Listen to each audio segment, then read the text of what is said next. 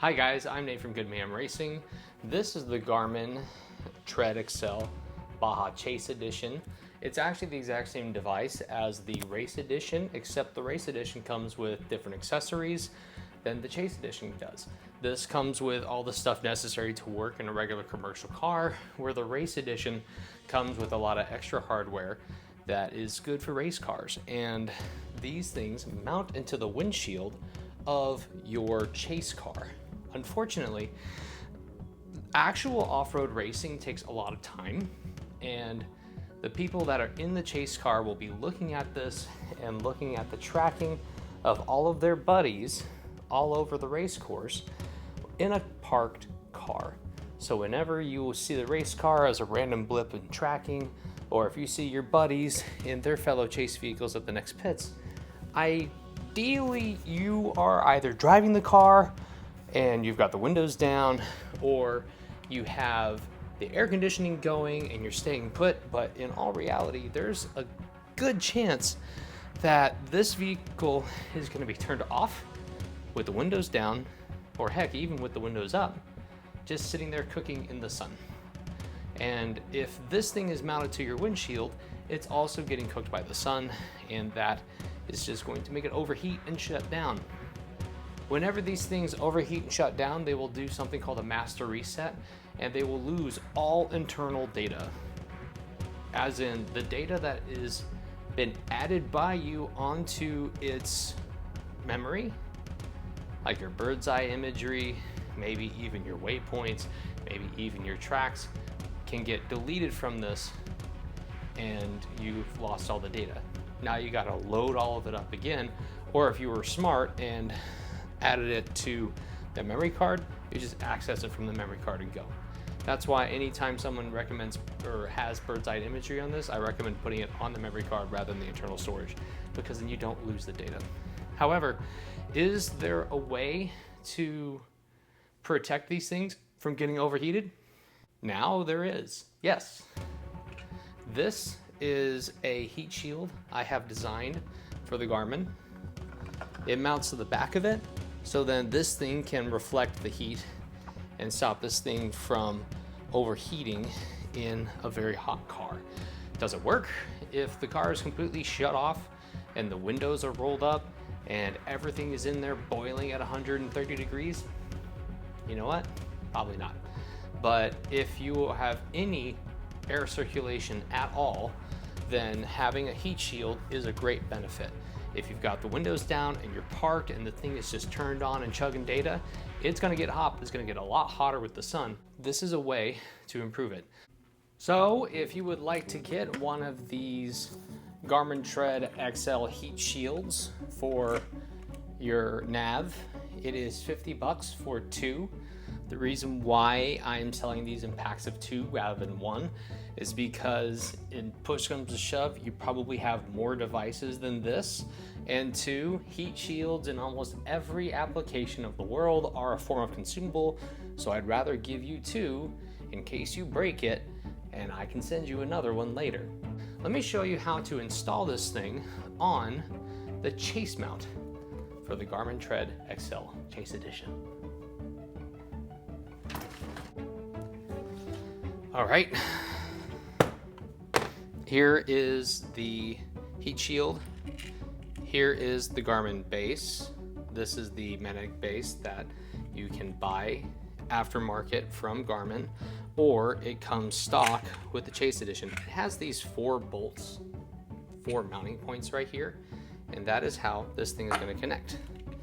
Usually, this thing comes like this.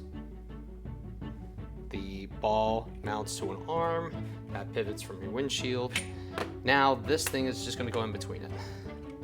The power cord goes through the little hole, and those 4 holes line up with this. So step 1, take one of the screws, push it through, hold it in place, get your ball on the back side and start it up. Now that screw is on there, the whole thing's not going to fall apart. Get your next one. It doesn't matter whether or not you crisscross or if you go from one side to another, but at this stage, you do want to keep all the bolts loose, and that is to align the heat shield at the end. Okay, second one is in there. The third and fourth ones go relatively fast because everything else has already been loosely aligned. Okay, third one is there. Let's do the fourth one. Okay, there's the fourth. Now I need to find my nut. There it is. My nut has been found. Hallelujah. Oh, don't cross thread them. Okay, all four bolts are on there, and this thing can slide around on the heat shield. Notice that there is that's the latch for the Garmin kit. You access it from this side. That way you can push in, pull up, and get good access to it. But it's completely protected by this. Okay, get a screwdriver. I'm a fan of ratcheting screwdrivers.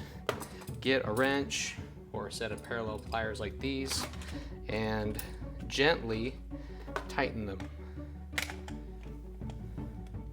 So you can see I have it squashed on this side right here. I have the screwdriver. And as soon as I start feeling resistance, that's too loose, just stop.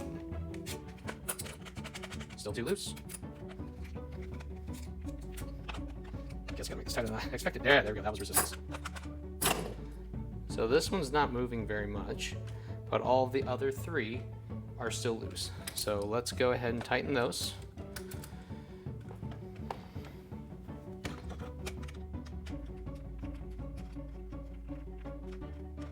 That wasn't the wrong one.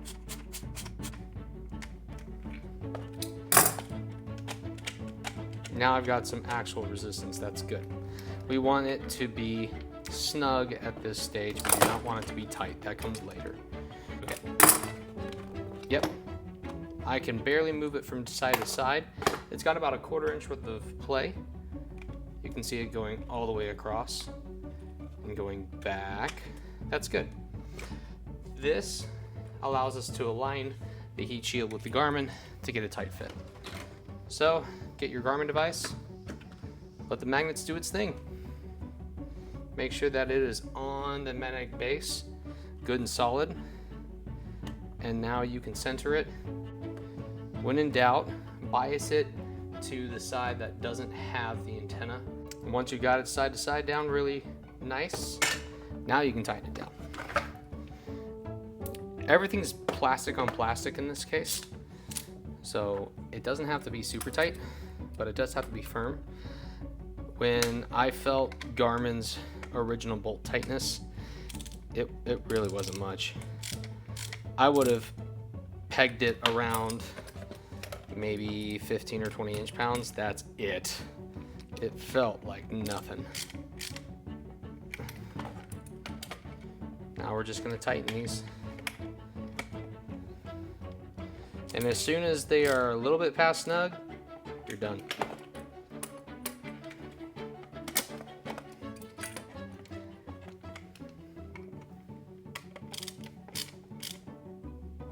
Okay, so there's the heat shield mounted onto the magnetic base. The magnetic base is made by Garmin. This heat shield is made by me. And here at Good Mayhem Racing, these ribs give it a little bit of extra rigidity. You can see I can still access it. That's really nice. You have access to the power cord, which is excellent.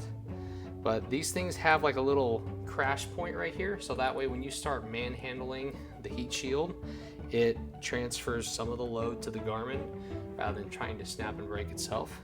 You get a little bit of flex, which is good. And this is what it would look like from the outside of your car. It's really loud. Like usually your devices are black, so they're not like super obvious through the windshield. But if you have this in your window, it'll be very obvious that the heat shield is there. So if you're wondering if you got it, you'll have a really quick reference if you don't. But there you go. That is the heat shield. That is how the Garmin mounts to it. I am Nate from Good Mayhem Racing. We will be testing these things out in Vegas to Reno. I will see you out in the desert, if not my garage, next week.